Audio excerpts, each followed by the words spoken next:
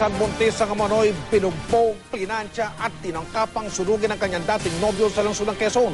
Todo tanggi sa paratang ang sospek na naharap ngayon sa patong-patong na kaso. Nakatutok si Marie Somali. Bakas pa rin ang pagdurugo sa mga mata, pamamaga ng mukha, pangingitim ng liig, pati na rin ang mga paso sa iba't ibang bahagi ng katawan.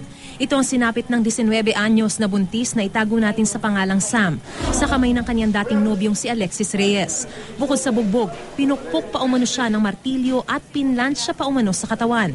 Binuhusan pa raw siya ng kerosene. Tinangkarin umano siyang sunugin at molestyahin ni Reyes matapos niyang makipaghiwalay sa kanya nitong Lunes.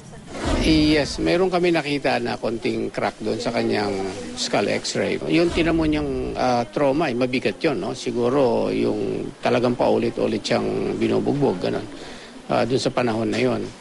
And it so happened lang na malakas din talaga yung katawan ng ating pasyente. So, kinaya niya yung trauma na.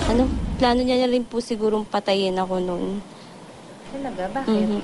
Kasi po halos puruhan niya na po yung mukha ko. Binuhusan niya pa po ako ng gasolina. Tapos iniwan niya pang nasusunog yung bahay ng ate ko kung saan po ako nakatira. Pero kahit papano ay nakahinga na raw siya ng maluwag nang malamang maayos na ang lagay ng 7 buwang sanggol sa kanyang sinapupunan. Okay naman yung tibok ng puso. At the same time, walang paghilab na nangyari since admission. Gayunpaman, hindi pa rin daw niya mapapatawad ang lalaking di lang nagtangka sa kanyang buhay, kundi pati na rin sa kanilang magiging anak. Nakausap ng GMA News si Reyes pero itinanggi niya ang mga paratang ni Sam. Nasa bahay po ako noon, nasa kalyan po ako, hapon ko. Ako kapal-kapal ng mukha niya para itanggi pa niya yung ginawa niya na to sa akin.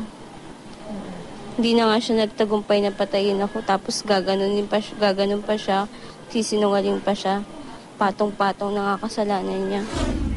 Naghain na ng patong-patong na kaso ang pamilya ni Sam sa pulisya kabilang ang frustrated murder at child abuse. Hindi po kami titigil hanggat hindi nagkakaroon ng katarungan ng ginawa niya. Mariz Umali, nakatutok, 24 oras.